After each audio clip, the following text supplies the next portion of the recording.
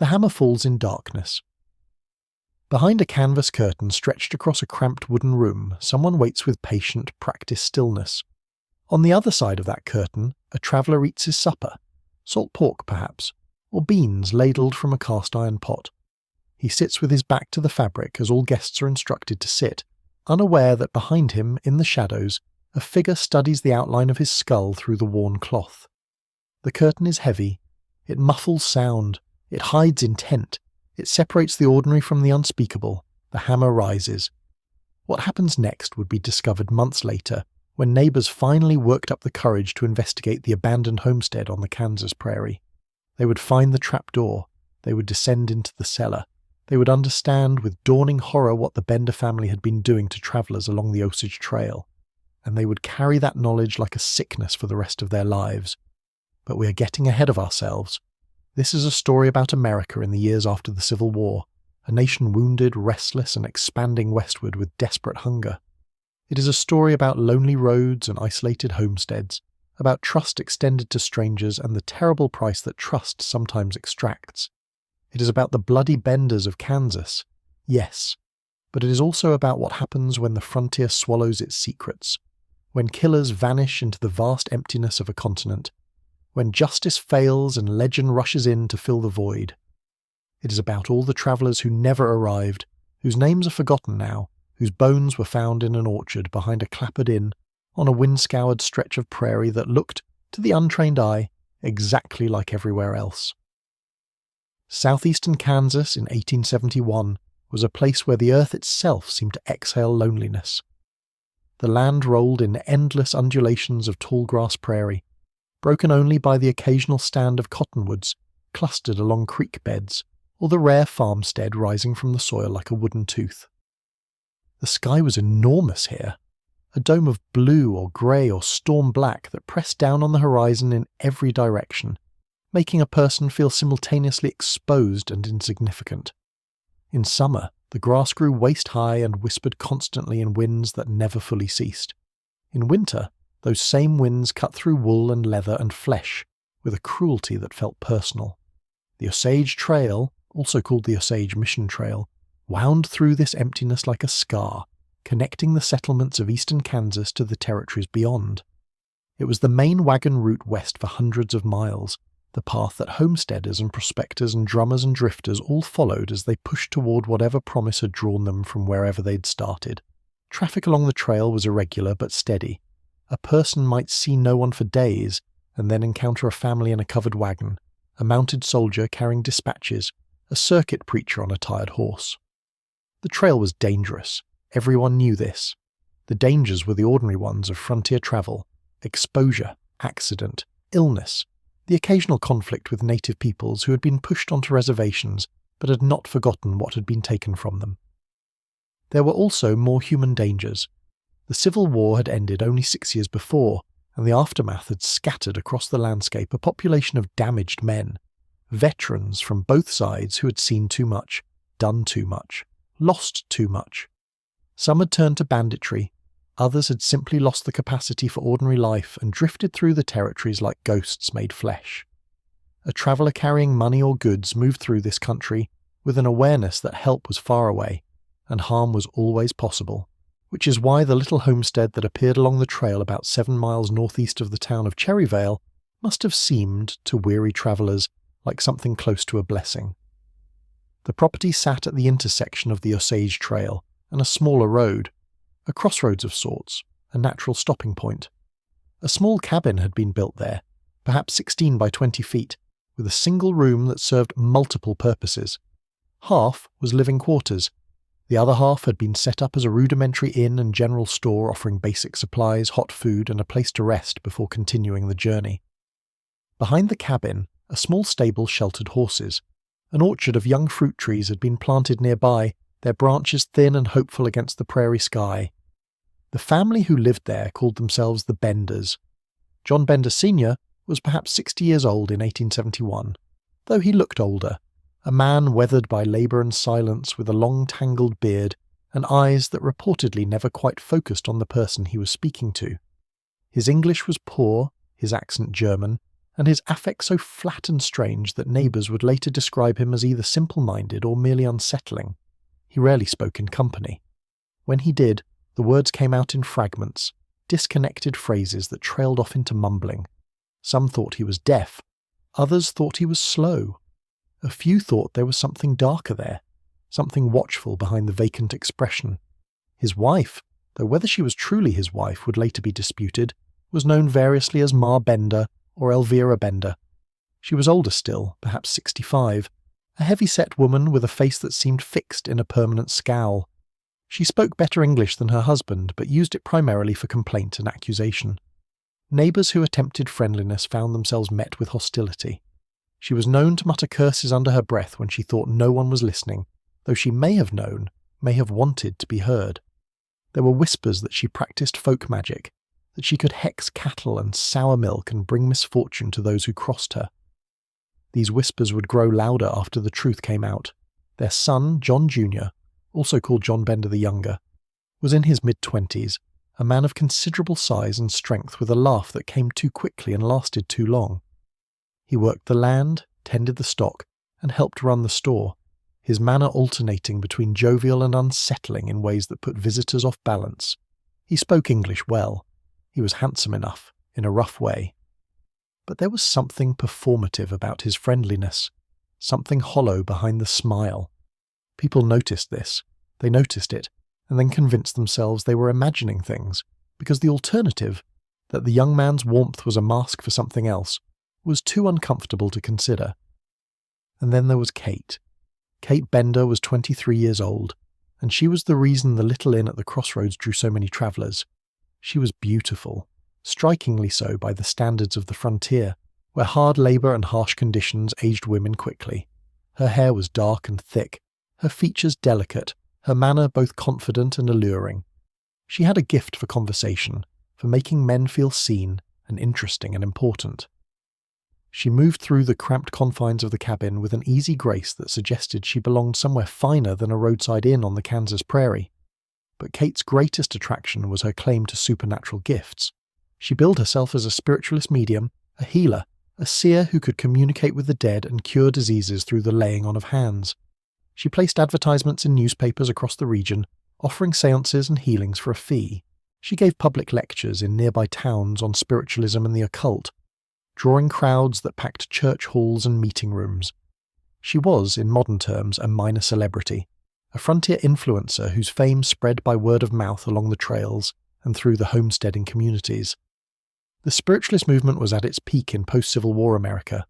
The carnage of the conflict, over 600,000 dead in 4 years, had created a nation of mourners desperate to believe that death was not the end. Seances were fashionable, mediums were trusted. The promise that the dead could speak, that lost sons and husbands and brothers could send messages from beyond the veil, was irresistible to a population drowning in grief. Kate Bender positioned herself perfectly within this cultural moment. She offered hope. She offered connection. She offered something that transcended the grinding hardship of frontier life. That she also offered death was not yet known. The travellers began disappearing in early 1872. It is difficult to say exactly when the Benders began their work, whether the first killing was opportunistic or premeditated, whether it happened before they established the inn or shortly after. The historical record is incomplete, assembled after the fact from the fragmentary accounts of those who survived, those who had near misses they only understood in retrospect, and those who came to investigate the abandoned homestead. What is certain is that by the spring of 1872, a pattern had emerged that would take another year to be recognised. A traveller would set out along the Osage Trail heading west. They would be seen passing through one town, perhaps two, and then they would simply vanish. Their destination would wait for them in vain. Letters sent to family back east would go unanswered. Inquiries would be made, searches would be organised, and nothing would be found. No body, no horse, no wagon, no goods, no trace that the person had ever existed at all. The prairie was vast. The explanations were easy. Perhaps the traveller had changed course, headed south instead of west, decided to start over somewhere new. Perhaps they had been caught in a storm, lost their way, died of exposure in some isolated draw, where their bones would be scattered by wolves before anyone found them. Perhaps they had encountered bandits, the trail was dangerous, everyone knew this, and been killed and buried in a shallow grave that the grass would cover by summer's end. People disappeared on the frontier. It was simply something that happened. But the disappearances continued, and they began to cluster. Men who had set out with money and horses, men who had stopped at the little inn at the crossroads for supper or supplies, men whose last reported sighting placed them within a few miles of the Bender property. The victims were not random. They were selected, men travelling alone, men with assets worth taking, men whose absence might not be quickly noticed. Dr. William York was not supposed to be one of them. Dr. York was a physician from Independence, Kansas, a respected man from a prominent family. His brother, Colonel Alexander York, was a state senator. His other brother, Ed York, was a businessman with connections throughout the region. The York family had resources, influence, and the tenacity to investigate when something was wrong. In March of 1873, Dr. William York set out to visit his brother Ed, who lived to the west. He was travelling along the Osage Trail. He stopped at the Bender Inn for supper, perhaps attracted by the beauty of Kate Bender, perhaps simply in need of a hot meal. He was never seen alive again. When Dr. York failed to arrive at his destination, Colonel Alexander York organised a search. He was not a man to accept the easy explanations that had satisfied the families of earlier victims. He was a Union Army veteran, a politician, a man accustomed to getting answers. He retraced his brother's route along the Osage Trail. He knocked on doors, he asked questions, and eventually those questions led him to the Bender homestead. What Colonel York found when he first visited the inn, in early April of 1873, was nothing obviously amiss. The family received him politely enough. Kate denied any knowledge of his brother's fate and offered her sympathy with what seemed like genuine warmth. The cabin was cramped and humble, but appeared to be exactly what it claimed to be, a modest frontier business serving travellers along the trail. There was the store area with its rough shelves of goods.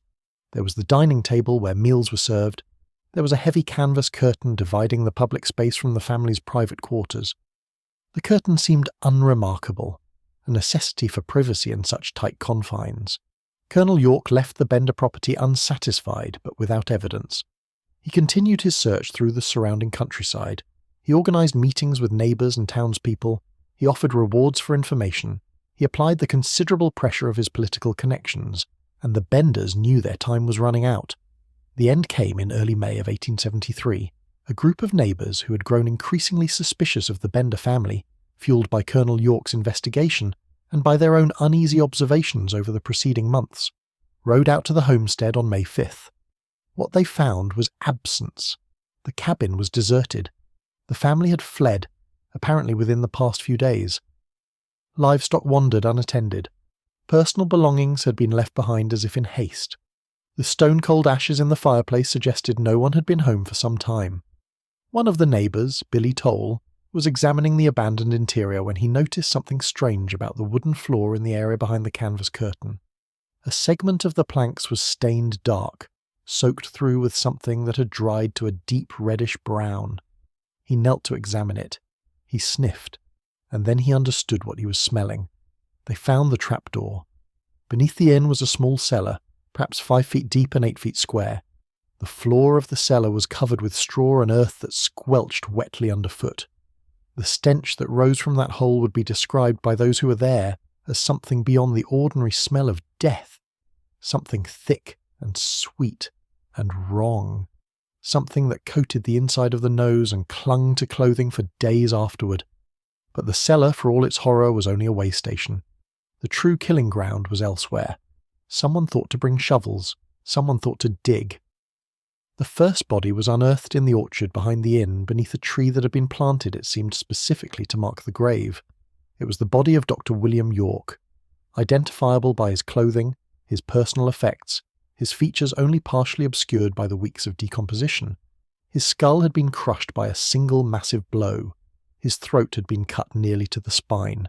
They kept digging. The second body, the third, the fourth. Men of various ages, none of them identifiable without extensive effort. All killed the same way. The hammer blow to the back of the skull, the throat slit afterward, presumably to ensure death or to drain the blood before burial. The Benders had been methodical. They had been practicing their craft for at least a year, perhaps longer. The 9th body, the 10th, and then the 11th grave, and what lay within it, and what broke something in the men who stood beside that hole in the prairie earth. The body was that of a man named George Launcher, a widower who had been travelling west with his young daughter. He had been killed in the usual manner, but beside him, in the same grave, was the body of his daughter. She was perhaps 8 years old. Her skull had not been crushed. Her throat had not been cut. She had been buried alive. Whether this was deliberate cruelty or simple expediency, whether the Benders had killed her and she had merely appeared living, whether they had thrown her in the grave while her father's body was still warm, the result was the same. The child had died in the darkness beneath the prairie soil, beside the corpse of her murdered father, calling perhaps for help that would never come. The men who found her body did not speak of it often afterward. When they did, their accounts were brief and halting. Some things cannot be fully articulated. Some things change a person in ways that words cannot map. The mechanism of death, once the investigation was complete, became horrifyingly clear. The Benders' method was simple and efficient. A traveller would arrive at the inn, someone travelling alone, someone who appeared to have money, someone whose disappearance would not immediately raise alarm. They would be welcomed warmly, especially by Kate, whose beauty and charm served as the honey that drew victims to the trap. They would be offered a hot meal, served at the table in the public portion of the cabin. The seating arrangement was not optional. Guests were always seated with their backs to the canvas curtain. This was explained as a courtesy, putting the guest near the fire or away from draughts, or simply where there was space. In reality, it was strategic. The curtain was positioned so that someone standing behind it could observe the guest through a small opening in the fabric. They could see the outline of the guest's head. They could judge the exact position of the skull. When the moment was right, when the guest was absorbed in their meal, when conversation had lulled, someone behind the curtain would strike. A single blow with a heavy hammer swung through the canvas directly into the back of the guest's skull. The canvas muffled the sound somewhat, and the isolated location of the homestead meant there was no one to hear regardless. The guest would slump forward, unconscious or dead. What happened next was methodical. The body would be dragged to the trapdoor and dropped into the cellar. There, Kate, according to the accounts that would later emerge, would slit the victim's throat, both to ensure death and to drain the blood that might otherwise create unmanageable stains. The body would be stripped of valuables. Clothing that could not be easily sold was sometimes burned. Horses and wagons were sold or traded at markets far enough away to avoid suspicion. And then, in the darkness of night, the body would be carried to the orchard and buried beneath trees that would grow green and fruitful with the spring rains, their roots drawing nutrients from the decomposing flesh below. 11 bodies were recovered from the Bender property. There may have been more. Some victims may have been buried elsewhere or disposed of in other ways. The trail records were incomplete. The list of missing persons in the region during those years was longer than 11 names. The true count of the Benders' victims will never be known with certainty, but estimates range as high as 20 or more. Within hours of the discovery, word had spread to the surrounding communities. Within a day, a mob had formed. In the mythology of the American West, the posse is a romantic image. Citizens banding together to pursue justice when formal law enforcement is distant or inadequate. The reality was often less noble. The posses that rode out in search of the Benders were composed of farmers and townspeople. Yes, but also of men who had lost friends or relatives to the family's predation, men whose grief had curdled into rage, men who wanted blood and would not be satisfied by the slow grinding of courts and trials. They found the trail almost immediately. The Benders had fled north toward the border with Nebraska, travelling in a wagon that left clear tracks in the spring-soft ground. The pursuit was relentless. Riders spread out across the prairie, following every rumour, questioning every witness, searching every farmstead and campsite along the likely route. And then, somehow, the trail went cold. Near Thayer, Kansas, the wagon was found abandoned. The horses were gone. The Benders themselves had vanished, as if swallowed by the earth they had so often used to conceal their crimes. They had split up, apparently, and scattered to the winds. John Jr. may have gone one direction, Kate another. The old man and his wife perhaps a third route entirely. The prairie that had served as their killing ground now served as their escape. Conflicting reports placed them everywhere. A woman matching Kate's description was spotted in Texas. John Jr. was reportedly seen in Colorado. Someone claimed to have encountered the entire family in Indian Territory, heading south toward Mexico. Rewards were offered, substantial sums that drew bounty hunters and Pinkerton detectives and amateur sleuths from across the country. None of them found the Benders. The years passed. The investigation continued on and off, with occasional flares of activity when a new lead emerged. In 1889, 2 women were arrested in Michigan who bore some resemblance to Kate and Ma Bender. The case generated national headlines, but the women were ultimately released, their alibis checked out, their identities confirmed as wholly separate from the Kansas killers. Similar false alarms occurred throughout the following decades. The question of what happened to the Benders became one of the enduring mysteries of the American frontier. Some believed they had simply disappeared into the anonymity of a rapidly expanding nation, changed their names, settled somewhere far from Kansas, and lived out their lives unpunished. The frontier was vast. Identification was difficult. A person could become someone else simply by moving far enough away and telling a different story. Others believed they had been caught. The rumours began almost immediately after the discovery of the bodies. A posse had ridden out. The posse had found the Benders. What happened next was not something any of them would ever discuss publicly, because what happened was extrajudicial, violent, final. The Benders had been lynched, according to this version, hanged from a tree or shot by the side of a road, their bodies buried in an unmarked grave that would never be found. The men who rode in those posses were respectable citizens, farmers and businessmen who had families and reputations and futures in the communities they called home.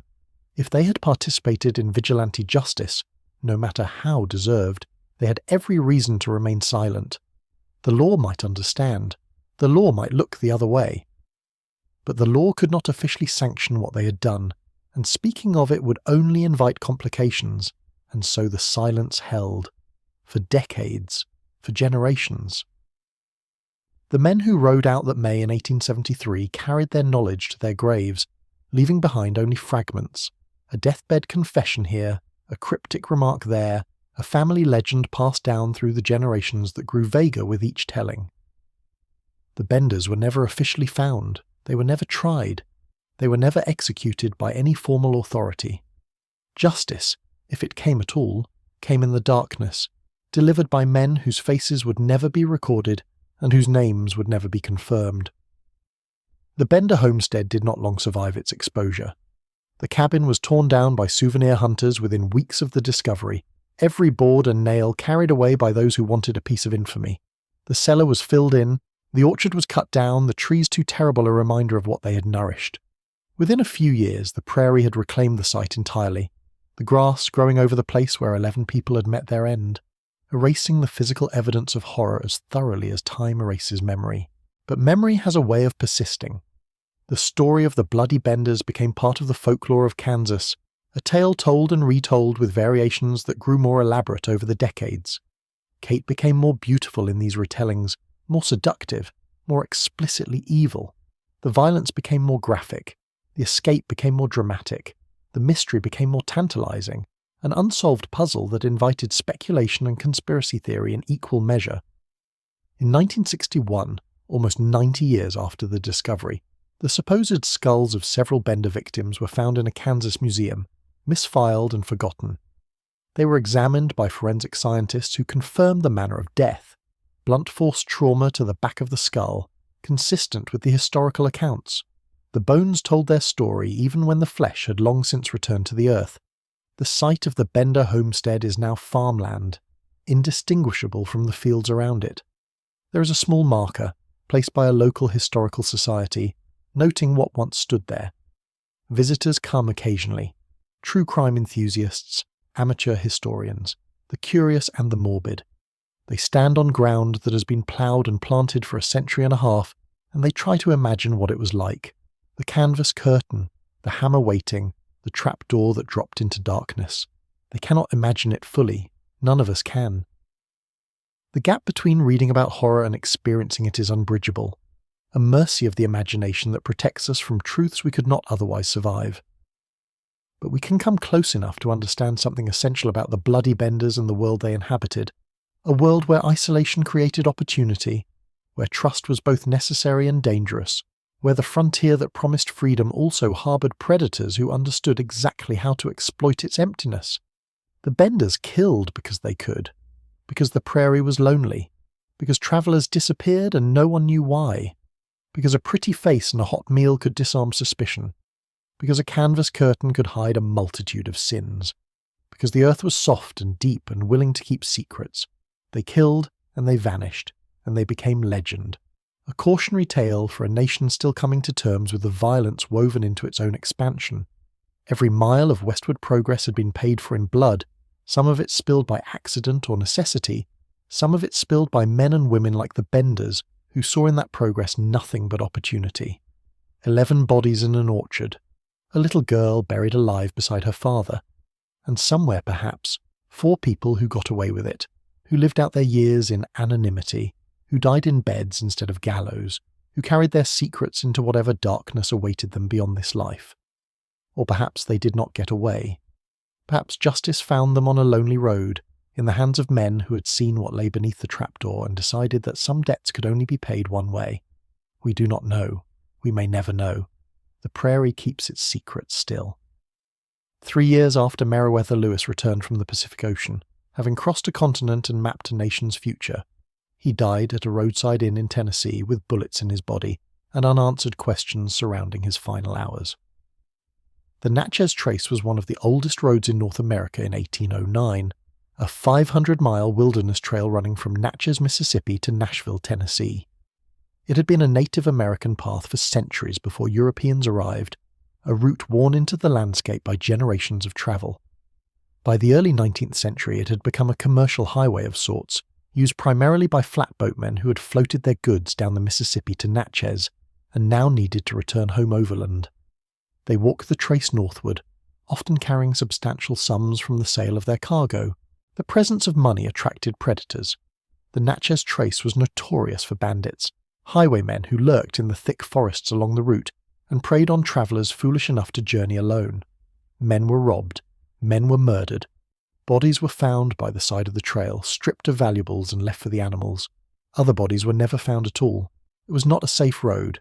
Everyone knew this. Meriwether Lewis knew this. He had survived 3 years in the wilderness beyond the Mississippi, had faced grizzly bears and hostile encounters and the constant threat of starvation and disease.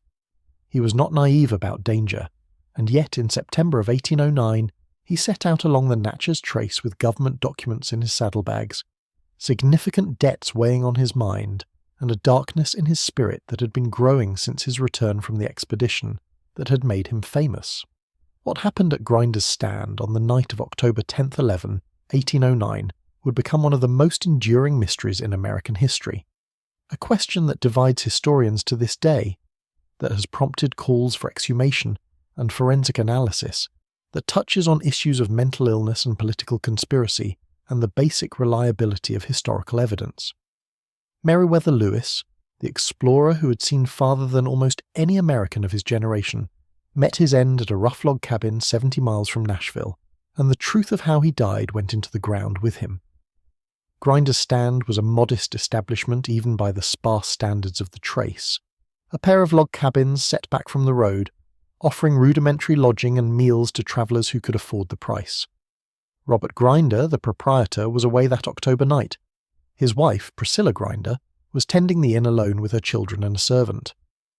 Lewis arrived late in the afternoon on October 10th, travelling with 2 servants of his own, a free man of mixed race named John Pernier and a slave named Tom. His behaviour was already erratic. According to Mrs. Grinder's later accounts, he paced restlessly, muttered to himself, and seemed distracted and agitated. He ate little of the dinner she prepared. When she showed him to his room in one of the cabins, he continued pacing, his heavy boots audible through the thin walls. What happened next depends entirely on whose account you believe, and the accounts varied wildly. Mrs. Grinder's initial statement, given shortly after the event, was that she heard gunshots in the night, 2 of them some hours apart, and then the sound of something heavy falling to the floor. She heard Lewis calling for water, his voice weak and desperate, She heard him stumbling outside, heard him fall. She did not go to help him. She was too frightened, she said. She remained in her cabin with her children until dawn. When the servants finally investigated in the morning light, they found Lewis still alive. Barely. He had been shot twice, once in the head and once in the chest. He had also cut himself repeatedly with a razor, slashing at his wrists and throat in what appeared to be desperate attempts to end his suffering more quickly. The wounds were terrible. The amount of blood was considerable. Lewis reportedly said, according to later accounts, "I am no coward, but I am so strong, it is so hard to die." He died shortly after sunrise. The servants wrapped his body in a rough blanket and buried him near the inn, in a grave so shallow that wolves would later disturb it. His personal effects were inventoried, or at least some of them were. The government documents he had been carrying, reports and receipts and official correspondence that he had been transporting to Washington to defend himself against accusations of financial impropriety, were not among the items recovered. Neither was a significant sum of money he had reportedly been carrying. These absences would later become central to theories of foul play, but at the time, in the chaos of the moment, no formal investigation was conducted. A famous man had died at a frontier inn, and the people present simply did what frontier people did. They buried him and moved on. The suicide verdict was accepted almost immediately by official channels. Thomas Jefferson, writing Lewis's eulogy for a biography that would accompany the publication of the expedition journals, stated that Lewis had suffered from sensible depressions of mind, and that the suicide was the tragic culmination of a constitutional tendency toward melancholy that Jefferson claimed to have observed in Lewis since his youth. This assessment from the man who knew Lewis better than perhaps anyone else carried enormous weight. It shaped the historical narrative for generations. But Jefferson wrote those words under particular circumstances. He was introducing the journals to the public, framing Lewis's legacy, and perhaps he had reasons to close the door on speculation about murder rather than invite further inquiry. Later in life, Jefferson apparently expressed private doubts about the suicide conclusion, though the historical record on this point is murky. What is not murky is the testimony of those who knew Lewis best and saw him in the months before his death. His behaviour had been erratic, yes. He had struggled since his return from the West. The governorship of Louisiana Territory had proved a political nightmare, filled with factional disputes and bureaucratic conflicts for which his wilderness skills had not prepared him. He had failed to prepare the expedition journals for publication despite repeated promises. He had accumulated debts and had vouchers rejected by the federal government, leaving him personally liable for expenses he had incurred on official business. He drank heavily. He may have used opium, a common remedy of the era. Some historians have suggested he suffered from syphilis contracted during the expedition, with the attendant madness of tertiary infection, though this remains speculative. Others have pointed to malaria, which he had suffered during the expedition, and which was known to cause severe depressive episodes in some sufferers. The picture that emerges is of a man in crisis, a man whose triumphant return from the wilderness had given way to years of frustration and failure, a man whose mental state had deteriorated to the point where self-destruction was not unthinkable. And yet, the wounds were extraordinary in their nature. 2 gunshots, one to the head, one to the chest, neither immediately fatal. Then the razor cuts to the wrists and throat, inflicted while already suffering from 2 bullet wounds. Then hours of agony crawling and calling for water before finally dying at dawn. Is such a death possible by one's own hand? Medically, forensically, the answer appears to be yes, though barely. Cases exist of suicide victims requiring multiple attempts, of individuals surviving gunshot wounds to the head and continuing to move and speak. The human body is more resilient than we imagine, and more stubborn in its refusal to die. But the question is not merely whether such a death was possible, it is whether it was probable, whether it was the most likely explanation given all the circumstances. And here, the murder theorists make their case. The Natchez Trace was, as we have established, a hunting ground for bandits. Lewis was travelling with government documents and money. Both were missing after his death. Mrs. Grinder, the only adult witness, gave testimony that shifted and changed over the following decades, with details added and subtracted in ways that suggest either a faulty memory or deliberate concealment. In some versions, she heard 2 shots close together. In others, they were hours apart. In some accounts, she saw Lewis stagger outside, In others she heard him but did not see him. Her failure to render aid seems inexplicable. A man was dying mere feet away, calling for water, and she huddled in her cabin until morning. Fear of a suicidal madman might explain such behaviour. Fear of something else might explain it as well. Fear of the men who had killed him. Fear of what they might do to her if she interfered or witnessed too much. Lewis's servant, John Pernier, behaved strangely in the aftermath. He carried news of the death to others along the road, but his accounts were inconsistent. Some suspected him of involvement, though no evidence directly implicated him. Pernier himself died under mysterious circumstances within months of Lewis's death. A suicide, it was said, though the details were never clearly established. The cleanup of potential witnesses, murder theorists suggest, or simply the tragic trajectory of a servant whose master had died and whose own prospects had collapsed. The historical record does not allow us to know. Major James Neely, a federal agent who had been travelling with Lewis and was supposed to meet him at Grinder's Stand, arrived after the death. His account corroborated the suicide narrative, and he oversaw the burial and the handling of Lewis's effects. But Neely's own character has been questioned by some historians. He was later dismissed from government service under unclear circumstances, and his behaviour in the immediate aftermath of Lewis's death has seemed, to some observers, more interested in closing the matter quickly than in establishing the truth. He did not investigate. He did not question the witnesses rigorously. He did not preserve the scene or collect evidence. He simply accepted what Mrs. Grinder told him and moved on. The conspiracy theories have only grown more elaborate over time. Some suggest that Lewis was murdered because of what he knew about the Burr conspiracy, the shadowy plot by Aaron Burr to potentially establish a separate nation in the American Southwest. Lewis, as governor of Louisiana Territory, would have had knowledge of the investigation into this affair. Others suggest that he was killed to prevent him from reaching Washington and exposing corruption in the War Department, where his vouchers had been rejected. Still others point to personal enemies he had accumulated during his contentious governorship. The theories proliferate because the evidence is thin, because the witnesses are unreliable, and because the death of Meriwether Lewis simply does not fit neatly into any narrative. What we know is this: a man who had crossed the continent, who had survived dangers that would have killed most men 10 times over, who had stood in the spray of the great falls of the Missouri and looked out at the Pacific Ocean, died alone in a rough log cabin at the edge of civilization, and we do not know why. We do not know if his demons finally caught up with him, if the darkness that had been building since his return from the West finally swallowed him whole. We do not know if he was murdered for his money or his documents or his knowledge. We do not know if justice was done to his killers, or if they walked away into the wilderness and lived out their lives in quiet anonymity.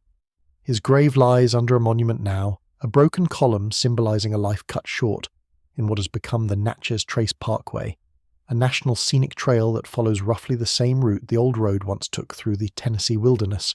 The monument was erected in 1848. The gravesite itself is modest, peaceful, surrounded by forest. Visitors leave coins and flowers and small tokens of respect for the explorer who saw so much and died so mysteriously. The petitions for exhumation began in the 20th century and have continued into the 21st. Lewis's descendants, historians, forensic scientists, many have argued that modern investigative techniques could finally answer the question that has haunted American history for over 200 years. Examination of the skull could reveal the trajectory of the bullet wound, could determine whether the shot was consistent with suicide or with murder. Analysis of the remaining tissue, if any, could test for poisons. The simple act of opening the grave could provide closure that 2 centuries have not, and yet every petition has been denied. The National Park Service, which oversees the gravesite, has consistently refused to allow exhumation. The reasons given are various: respect for the dead, the integrity of the historical site. The questionable scientific value of examining remains so old and so disturbed by the original shallow burial and subsequent reinterments. Critics suggest other reasons: that the government does not want to know, that the official narrative is too comfortable, that the reopening of the case would raise questions that no one in authority wishes to answer. This accusation may be unfair, but it persists, as conspiracy theories do, because the absence of evidence creates a vacuum that speculation rushes to fill. Meriwether Lewis deserved better than to die at Grinder's Stand. Whether he killed himself in a moment of supreme despair or was murdered by opportunistic bandits or by agents of a larger conspiracy, he deserved better than a shallow grave and centuries of uncertainty. He deserved the hero's welcome he received when he returned from the West, deserved the governorship and the acclaim and the place in history that his accomplishments had earned.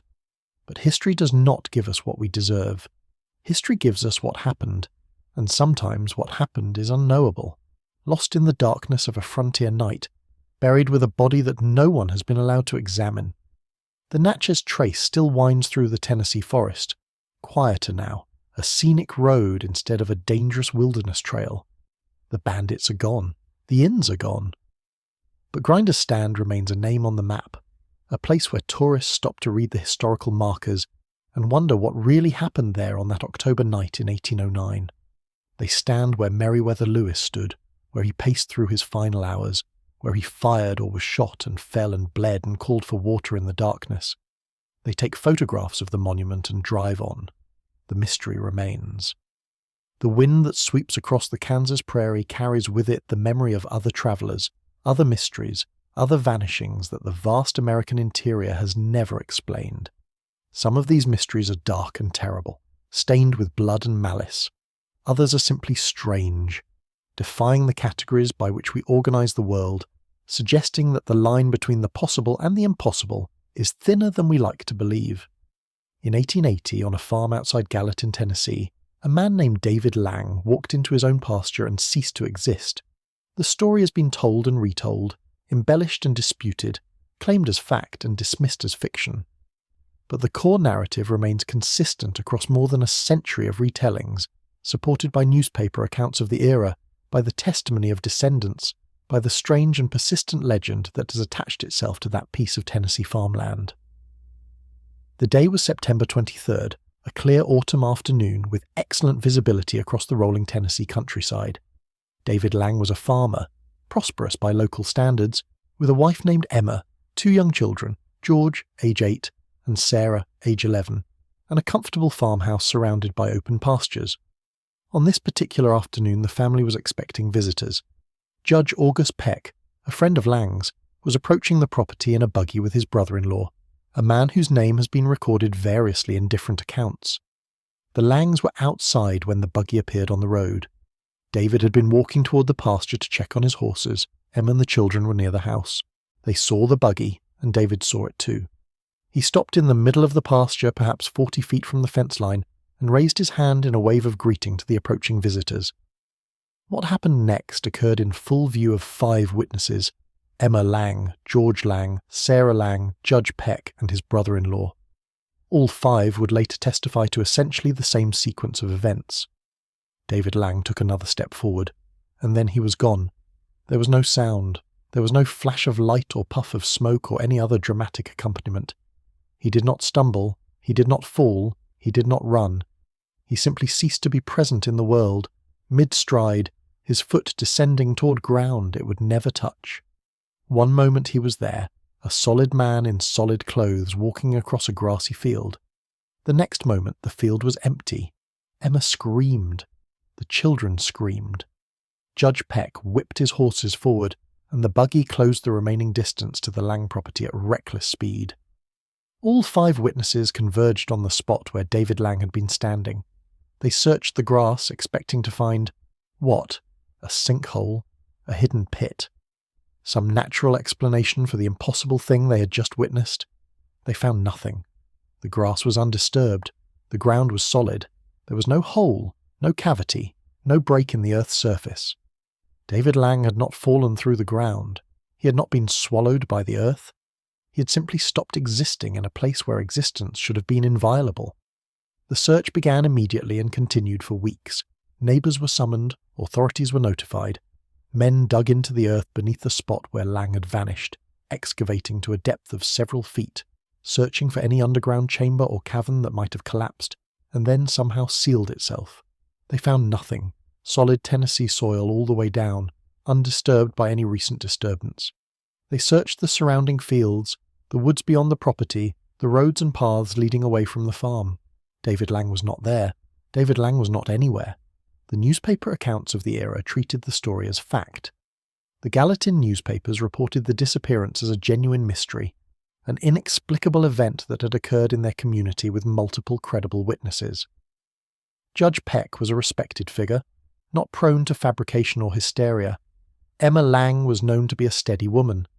The children were too young to be conspirators in an elaborate hoax, and yet no one could explain what had happened.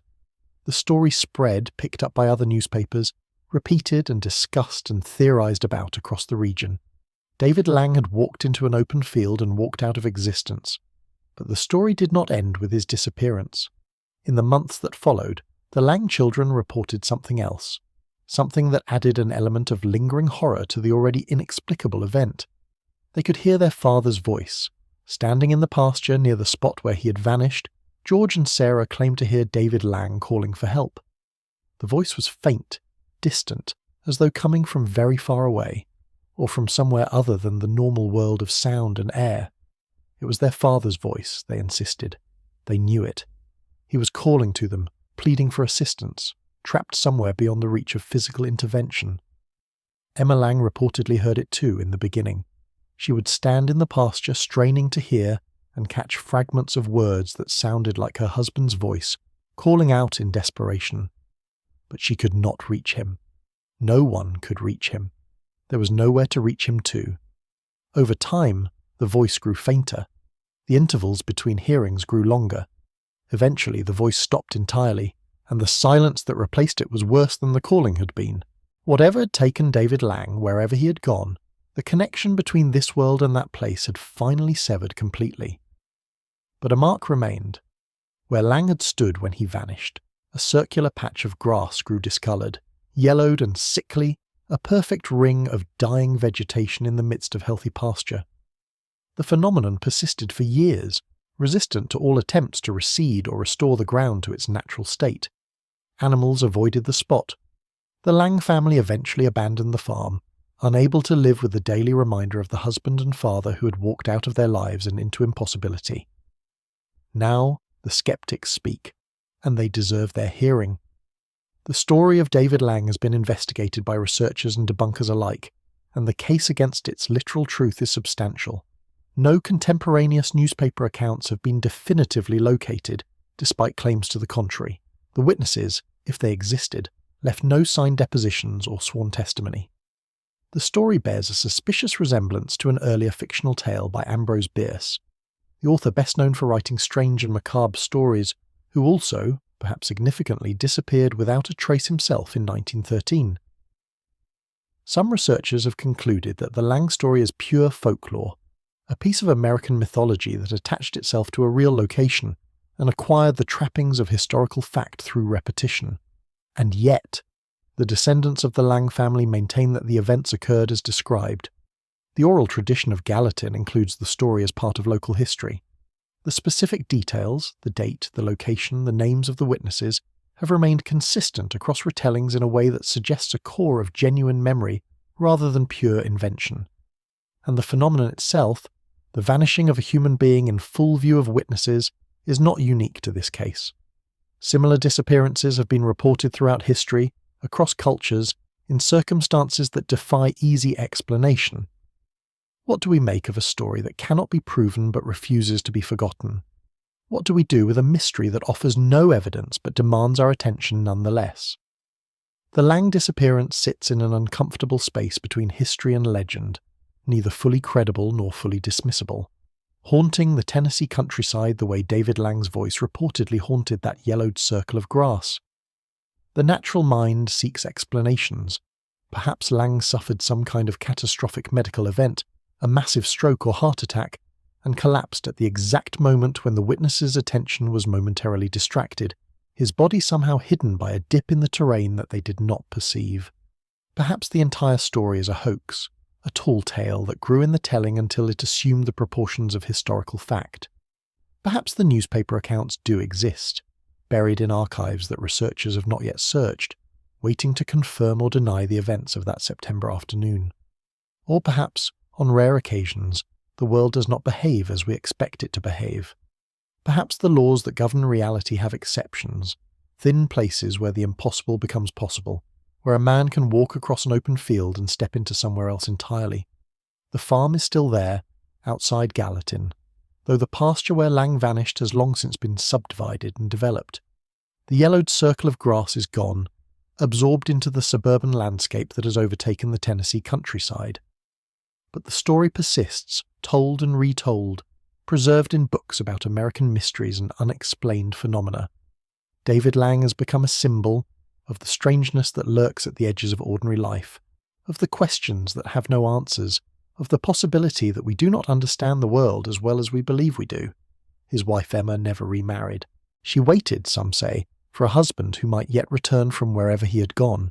She listened for his voice in the empty pasture, straining to hear words that grew fainter and fainter until they could no longer be heard at all. And eventually she too passed out of the world, in the ordinary way, leaving behind children who grew up with the memory of a father who had simply ceased to exist before their eyes. The story asks a question that it cannot answer. Where did David Lang go? And beneath that question lies another, more unsettling. What else might be possible in a world where a man can vanish from an open field in broad daylight, witnessed by 5 people who could not save him and could not explain what they had seen? The Tennessee hills keep their secrets. The wind blows across the pasture where a man once waved to an approaching buggy and took his last step on solid ground. Whatever happened there, whatever door opened and closed in that single instant, the evidence has vanished as completely as the man himself. We are left with a story, a legend, a mystery that refuses to resolve into either fact or fiction. And perhaps that uncertainty is itself the point, a reminder that the world contains more than we can map, more than we can measure, more than we can explain. And so we come to Bodie. The road climbs through the high desert east of the Sierra Nevada, leaving behind the green valleys and the tourist towns, ascending through sagebrush and juniper into country that grows more sparse with every mile. At 8,400 feet, the air thins and the temperature drops, even in summer. In winter, this road is impassable, buried under drifts that can reach 20 feet. The town at its end was designed for men who cared more about gold than comfort, more about fortune than survival. The road itself is a warning. Turn back. This is not a place for the living. But visitors come anyway, by the hundreds of thousands each year, drawn by something they cannot quite name.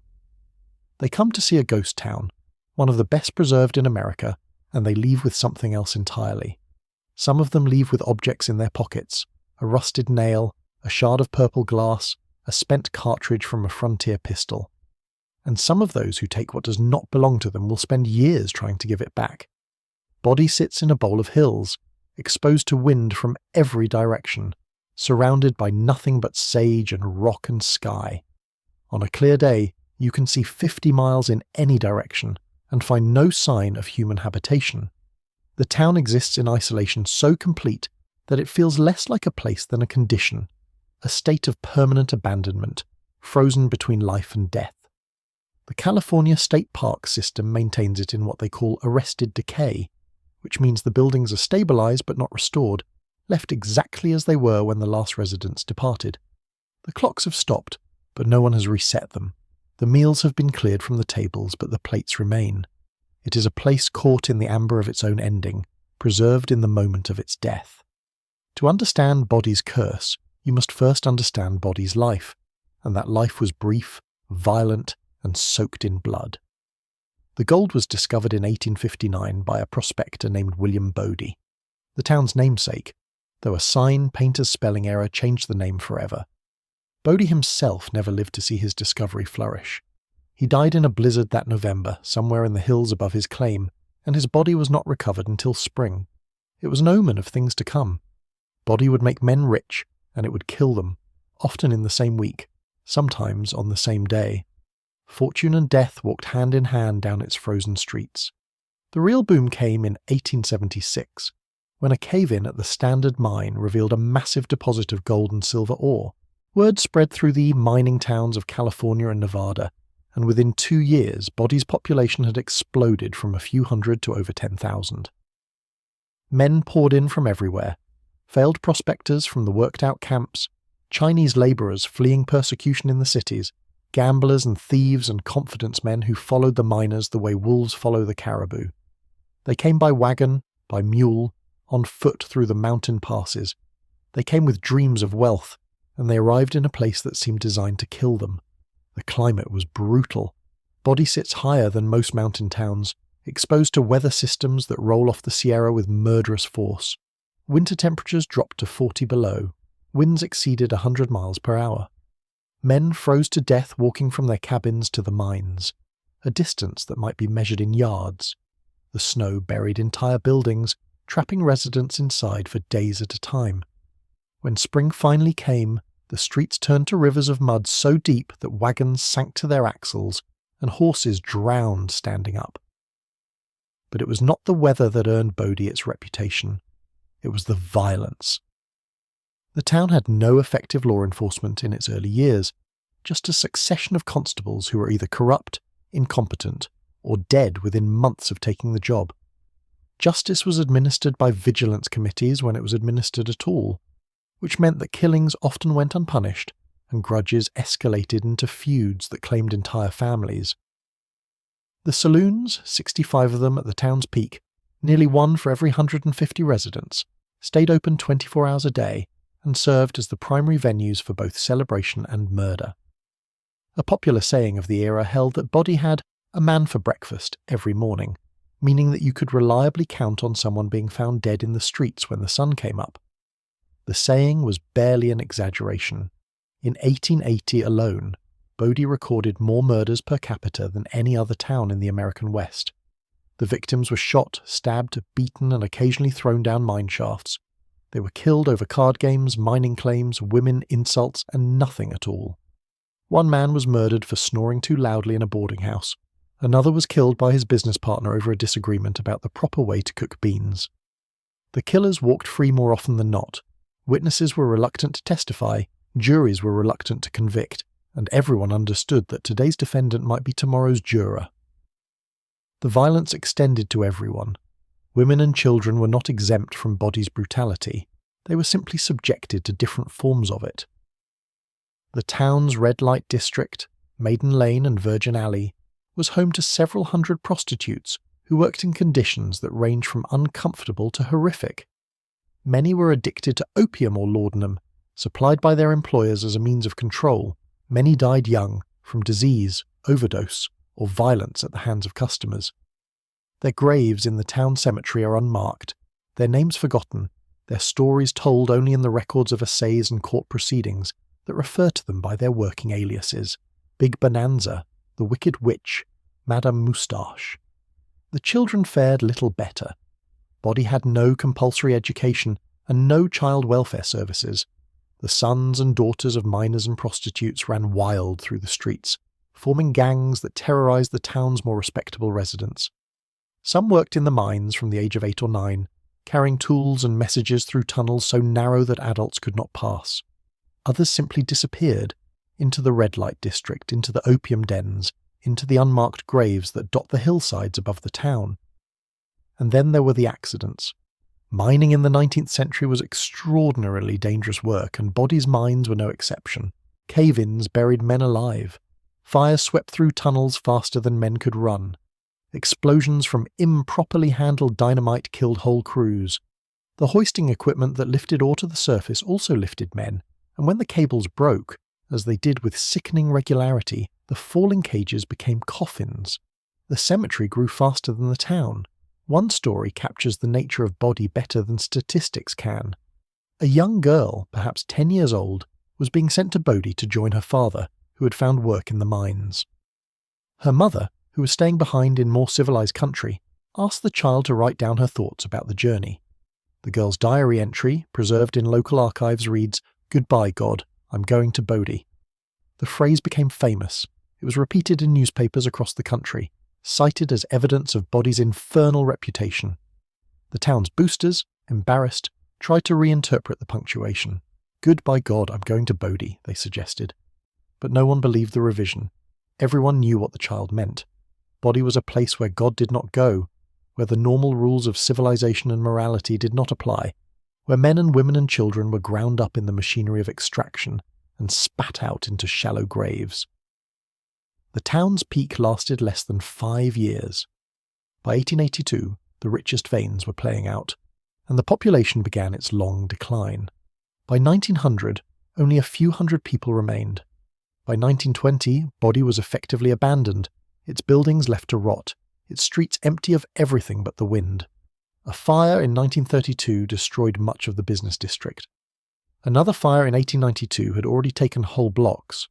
What remains today is perhaps 10% of what once stood, but that 10% includes homes, hotels, a schoolhouse, a church, a morgue, and the Wheaton and Hollis Hotel, which still has its safe in the corner and its ledger on the desk. The California State Park System took over the site in 1962, establishing a policy of preservation that would make Body unique among American ghost towns. Unlike other preserved sites, Body would not be restored or reconstructed. It would simply be maintained in its current state, saved from further collapse but never repaired, cleaned but never polished, protected but never revived. The rangers who staff the site replace broken windows and shore up sagging foundations, but they do not repaint faded signs or replace missing fixtures. They maintain the illusion of sudden abandonment, the sense that the residents left yesterday and might return tomorrow. It is this quality of arrested time that gives Body its power. When you walk through the town today, you see dinner tables set with plates and forks as if a meal had been interrupted. You see children's toys scattered across bedroom floors, dolls and tin soldiers and wooden blocks arranged in patterns of play. You see whiskey bottles lined up behind saloon bars, their contents long evaporated but their positions unchanged. You see coats hanging on hooks by doorways, waiting for owners who will never return. You see, in other words, a world paused mid-breath, frozen in the instant before everything ended. And you see the cemetery. It sits on a hill above the town, exposed to the same brutal winds that scoured the living during Body's brief existence. The graves are marked with wooden headboards, many now collapsed or illegible, and with a few stone monuments for the town's wealthier dead. The markers that can still be read tell stories that are almost unbearably brief. Children who lived only days or weeks, young men killed in accidents or violence, women who died in childbirth, or from diseases that would be trivial to treat today. The dates cluster in the late 1870s and early 1880s, the peak years, when death was so common that the town employed a full-time undertaker and still fell behind. Among the graves is a section reserved for those who could not afford monuments, or who had no one left to mourn them. The graves here are unmarked, known only from cemetery records that were themselves nearly lost to fire and decay. The prostitutes of Maiden Lane are buried here, alongside the Chinese labourers who were denied plots among the white dead. Their names, where they are known at all, appear only in court documents and assay records. Their stories died with them. And yet death did not end Body's story. It merely changed the nature of the telling. The reports began almost as soon as the last permanent residents departed. Rangers who staffed the site during its early years as a state park spoke of lights in buildings that had no electricity, footsteps on stairs that led to empty rooms, the sound of piano music drifting from the old Body Hotel, which had not had a functioning piano in decades. Visitors reported feeling watched, followed, touched by invisible hands. Some claimed to see figures in the windows of buildings that were locked and empty, figures that did not move, did not respond, simply watched. The stories might be dismissed as the product of suggestion, of an atmosphere designed to evoke the past. Ghost towns are supposed to be haunted. Visitors arrive expecting strangeness and find what they expect. But Body offered something that distinguished it from other haunted sites, something that could not be explained by atmosphere alone. It offered the curse. The first documented case appears in the park's records from the 1970s, though rangers report that similar stories circulated earlier and were simply not written down. A visitor had taken a small object from Body. Accounts vary as to whether it was a nail, a shard of glass, or a piece of wood, and within weeks of returning home, experienced a catastrophic run of bad luck. Illness struck multiple family members. A house fire destroyed much of the visitor's property. The family business failed. Convinced that the object was responsible, the visitor mailed it back to the park with a letter explaining what had happened and begging for forgiveness. The ranger staff, amused but sceptical, filed the object and the letter away. Then another letter came, and another, and another. Over the decades that followed, the trickle became a stream, and the stream became a flood. the Body Ranger Station now receives several hundred packages per year, each containing objects taken from the park and letters describing the misfortunes that followed. The letters are kept in a filing cabinet that has become a kind of archive of disaster, a catalogue of human suffering that defies statistical explanation. The objects themselves are often trivial: nails, screws, pieces of glass, shards of pottery, small rocks, splinters of wood. They are the sort of items that visitors might pick up without thinking, souvenirs of a moment that seemed harmless at the time. But the consequences described in the letters are anything but trivial. Correspondents report job losses, divorces, serious illnesses, fatal accidents, house fires, car crashes, suicides of family members, the entire catalogue of human catastrophe, arriving in their lives with suspicious timing after their visit to Bodhi. One letter, widely reproduced in accounts of the curse, describes a visitor who took an old bottle from one of Bodhi's buildings. Within 6 months, the writer's husband had lost his job, their house had been foreclosed, their teenage son had been killed in a car accident, and the writer herself had been diagnosed with cancer. "I know this sounds crazy," the letter concludes, "but please take this back. I am so sorry. Please make it stop." Another describes a family who collected several small items during a visit, distributing them among their children as souvenirs. Over the following year, each child experienced serious misfortune: a broken leg, a failed semester at school, a brush with the juvenile justice system, while the parents' marriage collapsed and their business went bankrupt. The objects were returned with a collective letter signed by all family members, including the children. A third describes a man who took a single rusty nail, thinking it insignificant. He was dead within the year, killed in a workplace accident that his family attributed directly to the curse. His widow returned the nail and wrote, "My husband was the most skeptical man you ever met. He didn't believe in curses or ghosts or anything like that, but something followed him home from Bodhi. I watched him change after that trip. He became nervous, distracted. He said he felt like he was being watched. 3 months later, he was gone." The letters number in the thousands. They come from every state and from several foreign countries. They describe a pattern so consistent that coincidence begins to seem inadequate as an explanation. And they keep coming. Every week, every month, year after year, a steady stream of returned objects and desperate apologies. The rational mind searches for explanations. Confirmation bias offers one. People who take objects and experience bad luck remember the connection, while people who take objects and experience good luck do not, creating a self-selecting sample of negative outcomes. The nocebo effect offers another. People who believe they are cursed may experience stress and anxiety that contribute to poor decisions and bad outcomes, creating a self-fulfilling prophecy. The sheer number of visitors to Bodhi, over 200,000 per year, ensures that some percentage will experience misfortune afterward, simply by the laws of probability. And yet, the letters continue, and the objects continue to arrive, packed in boxes with handwritten addresses, mailed from across the country and around the world. The curse of Bodhi has become famous enough to be documented in books, television shows, and academic studies of folklore. It has become part of the town's identity, another layer of strangeness atop the violence and abandonment that defined its original existence. Some researchers have attempted to study the phenomenon systematically, tracking visitors who take objects and comparing their subsequent experiences to control groups who do not. The results have been inconclusive, which is itself a kind of conclusion. The curse cannot be proven, but it cannot be disproven either. It exists in the same uncertain space as the David Lang disappearance, the death of Meriwether Lewis, the vanishing of the Bloody Benders. It is a mystery that demands attention, but refuses resolution. The rangers who staff Bodhi have developed their own relationship with the curse. They warn visitors not to take anything. They post signs throughout the park reminding people that removal of objects is prohibited and may result in bad luck. They accept the returned objects with a certain weary familiarity, filing them away without judgment, adding the letters to the archive that grows larger every year. Some of the rangers believe in the curse, others do not. All of them have seen too many letters to dismiss the phenomenon entirely. And then there are the other stories, the ones that have nothing to do with curses or stolen objects. The stories of the presences that remain in Bodhi itself.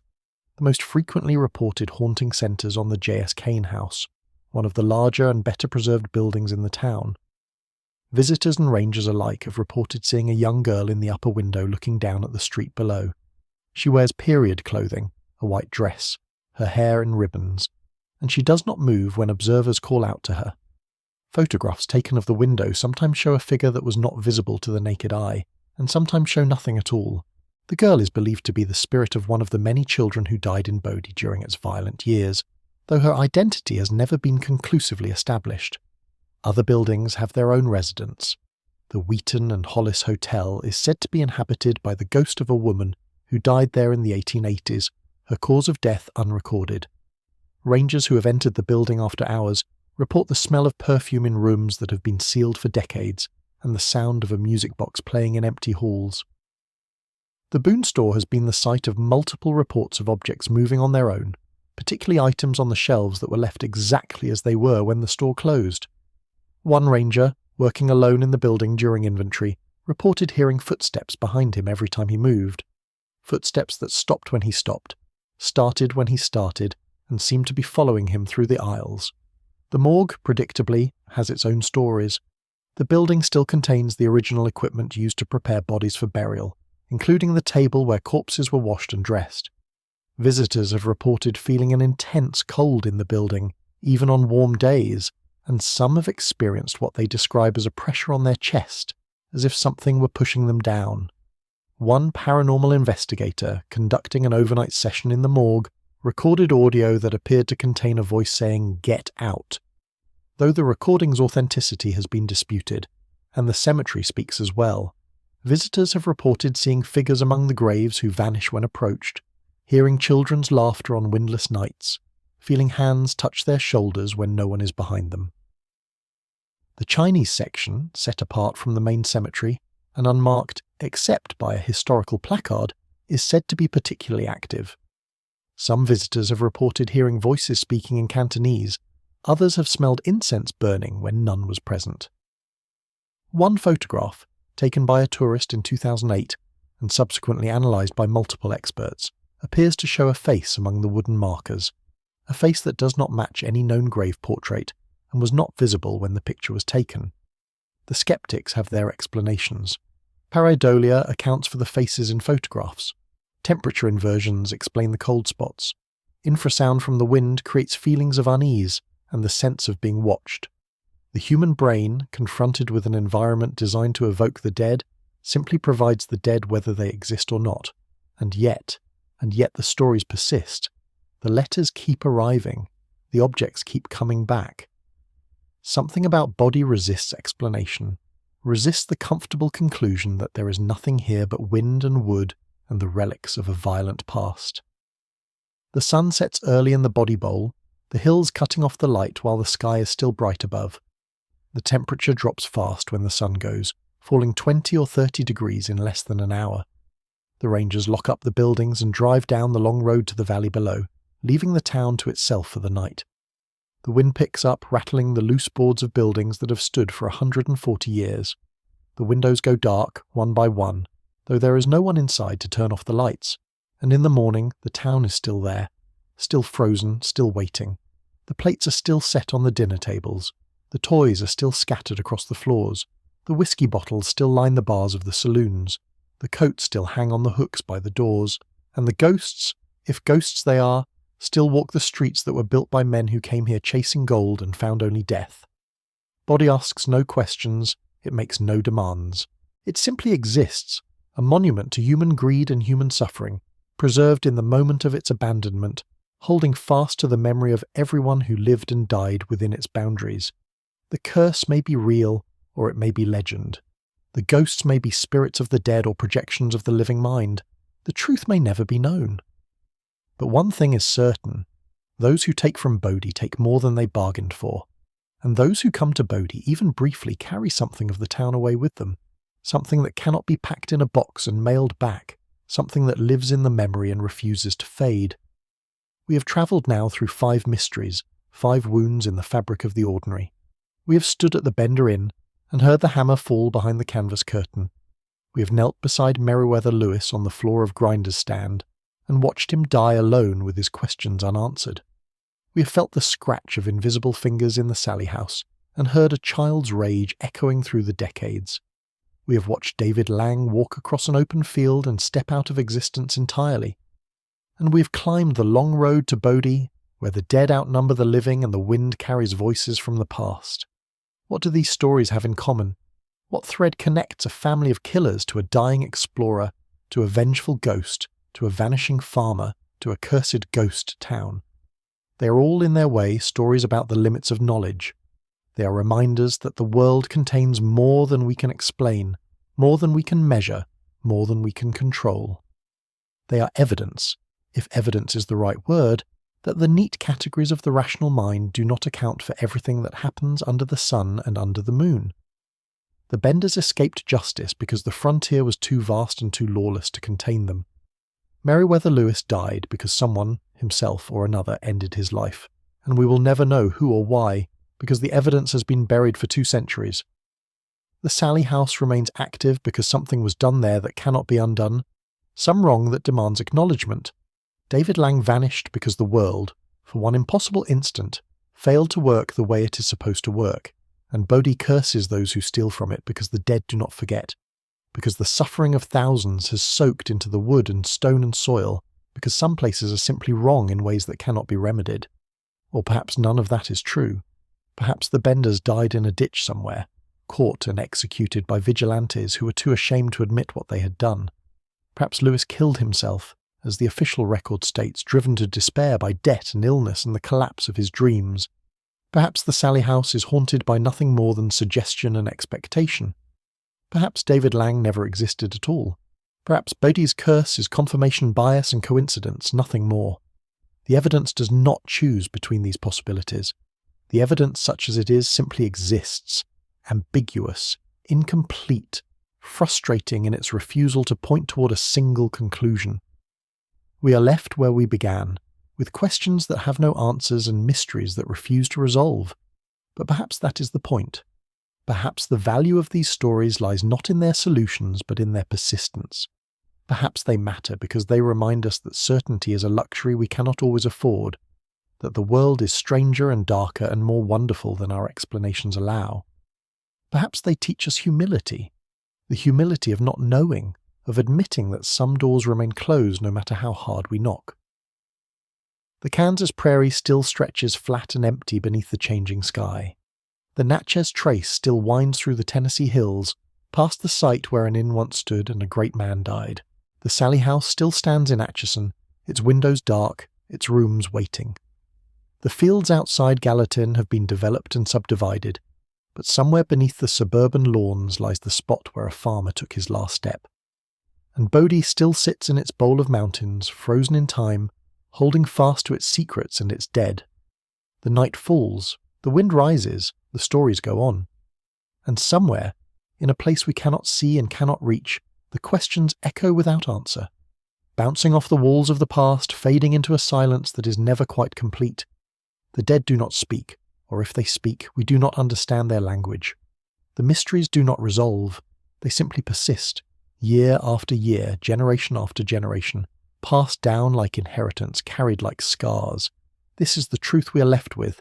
The world is not fully known, the past is not fully recoverable, the dead are not fully gone, and we, the living, walk a path that is lit only part way, surrounded on all sides by darkness that our small lights cannot penetrate.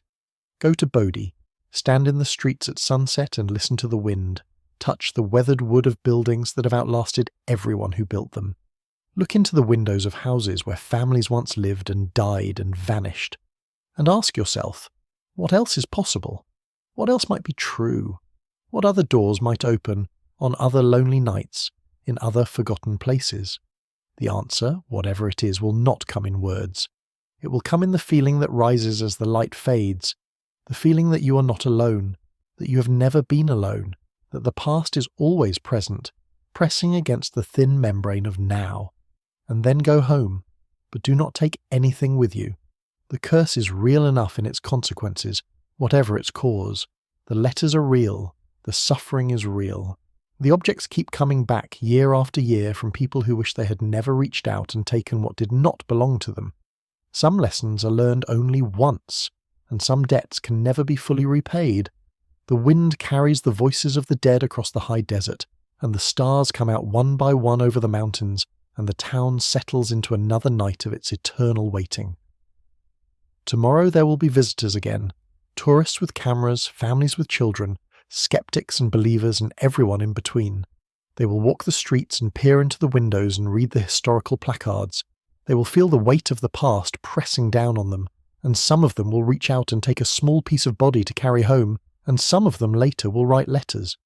The archive grows, the mystery persists, the dead keep their counsel, and the road down from Bodhi winds back through the sage and the juniper, back toward the world of the living, carrying travellers who will never quite forget what they felt in that strange and desolate place. Goodbye, God. We're going to Bodhi.